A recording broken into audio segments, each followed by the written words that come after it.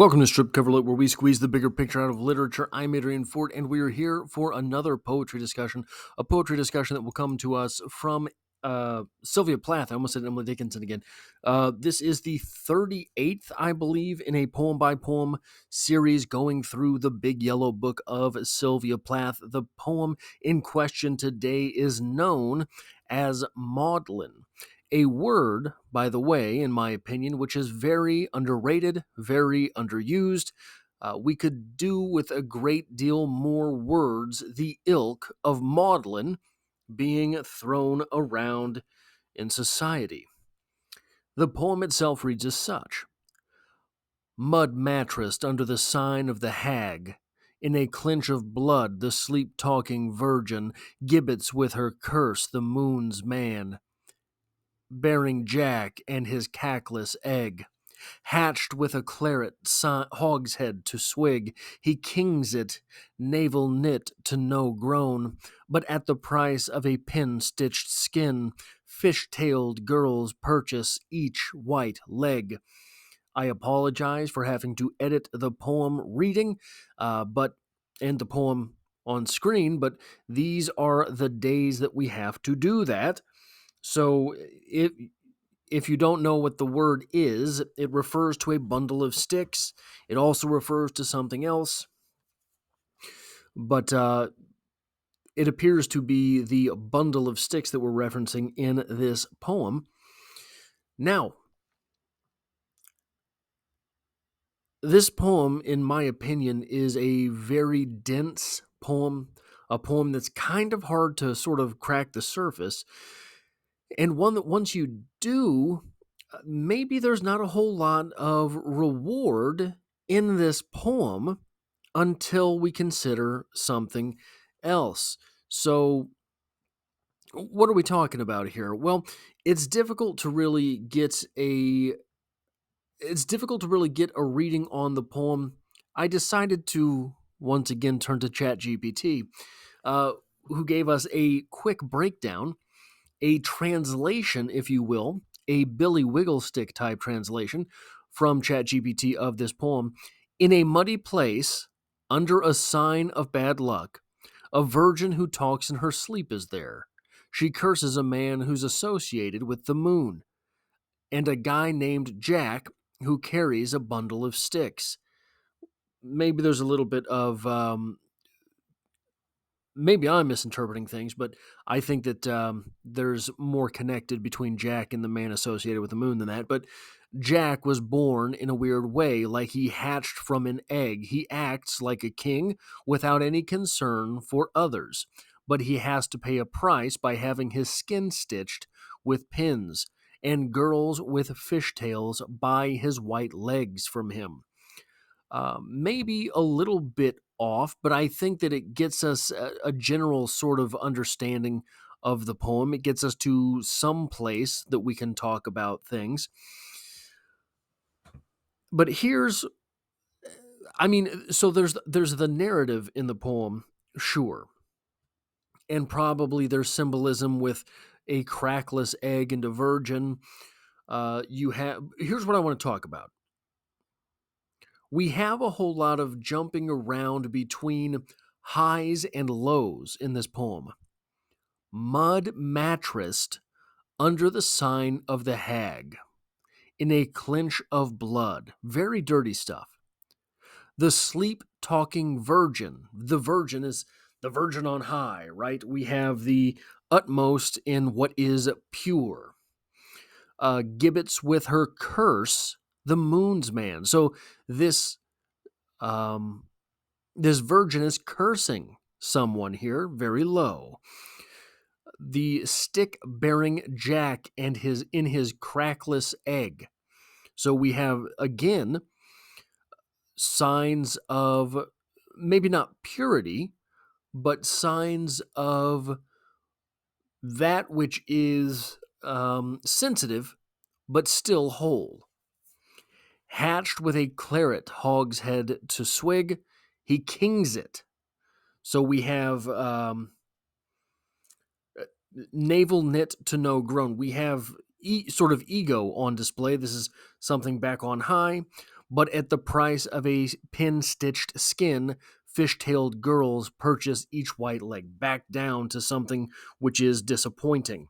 So we have, over the course of this poem, highs and lows and highs and lows and up and down and roller coaster.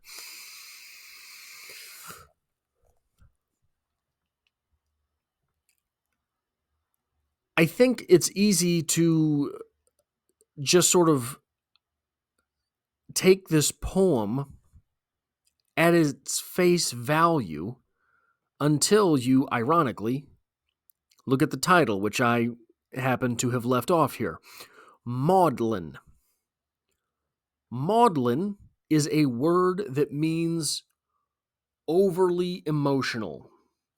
Maudlin means exerting extreme emotionality. It comes from the Bible. It comes from Mary Magdalene. That is where the word comes from. Mary Magdalene weeping in repent in the Bible. When we take those things into account with the poem titled Maudlin, what are we to take from this experience? Well, is this our speaker here telling us that, yeah, this is everything which is on the nose as far as accuracy is concerned, or is this a transcription of the emotional state of our speaker? And if it is a transcription of the emotional state of our speaker, is our speaker then taking the role as the one who titled the poem of Mary Magdalene? Mary Magdalene, a figure in the Bible that is so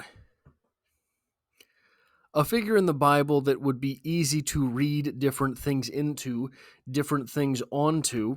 Mary Magdalene, how do you want to take the role of Mary Magdalene in the Bible?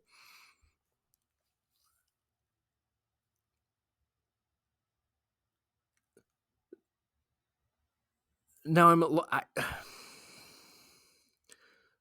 so we have the